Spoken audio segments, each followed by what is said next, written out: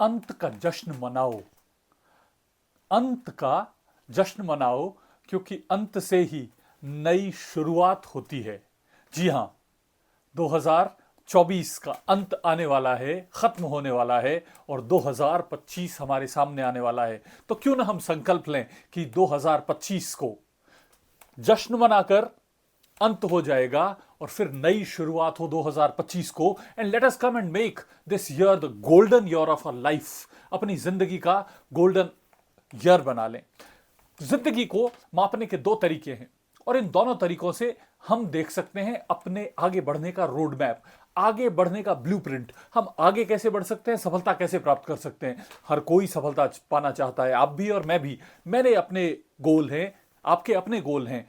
इन्हीं गोल्स को पूरा करने के लिए हम साथ आते हैं, साथ मिलते हैं। मैं आपको मदद करता हूं, आप मुझे मदद कीजिए और फिर देखिए कि किस तरीके से चीजें बेहतर बनती है।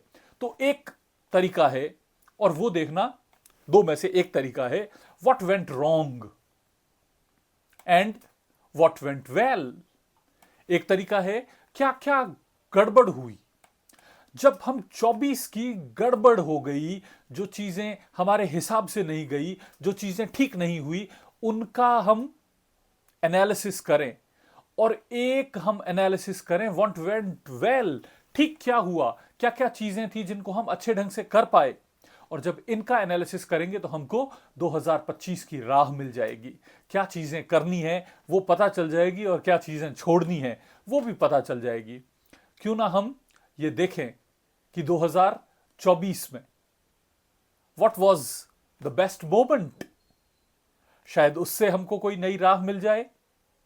What was the biggest compliment we got, शायद वहां से कुछ क्रिएशन का आइडिया मिल जाए। What was the biggest failure, उससे हमको अपनी गलतियां समझ में आ जाए। What was the biggest lesson, कौन था जिसने हमको ड्रेन किया, कौन था जिसने हमको डिच किया। क्या हमारे फाइनेंशियल गोल्स थे, क्या हम उनको हासिल कर पाए। हमारे हेल्थ गोल्स क्या थे, क्या हम उनको हासिल कर पाए। जब इनका आप प्रॉपर एनालिसिस करेंगे, क्योंकि विदाउट एनालिसिस हम चीजों की गहराई, डेप्थ नहीं समझ पाते हैं। और जब तक डेप्थ समझ में नहीं आती है तब तक बेहतर डिसीजंस नहीं हो पाते हैं। जो भी बेहतरीन लीडर्स होते हैं वो बढ़िया डिसीजन लेते हैं, वो हमेशा चीजों को गहराई में समझते हैं और फिर उसके हिसाब से अपनी स्ट्रेटजी बनाते हैं। प्लान एक अलग चीज है, स्ट्रेटजी एक अलग चीज है। स्ट्रेटजी होता है कि किसी भी काम को करने के लिए आप एक मोटा मोटी आइडिया लेते हैं, और प्लान होता है जिसमें आप प्रत्येक स्टेप को अच्छे ढंग से प्रिपेयर करते हैं। तो स्ट्रेटजी हमारी सक्सेस की है, स्ट्रेटजी हमारी आगे बढ़ने की है, स्ट्रेटजी हमारी ऊंचा उठने की है, स्ट्रेटजी हमको अपने आप को बेहतर बनाने की है, अपने साथ के लोगों को लेके आगे बढ़ने की है। पर प्लान क्या है? प्लान होगा जिसमें हम minute by minute, day by day, month by month, what we are going to do and how we are going to do, we are going to make a complete plan of it. और जब ये plan बनाने के लिए आप तैयार हो जाते हैं तो आप अपनी सक्सेस को फुल प्रूफ कर लेते हैं, गारंटी कर लेते हैं।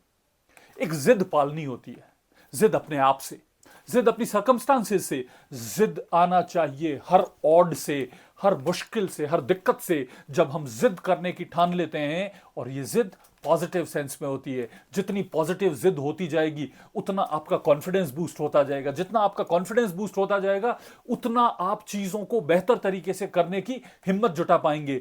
आप अपने कंफर्ट जोन से, जी हां, इस दुनिया के सबसे खतरनाक स्थान कंफर्ट जोन से बाहर आने की हिम्मत जुटा पाएंगे।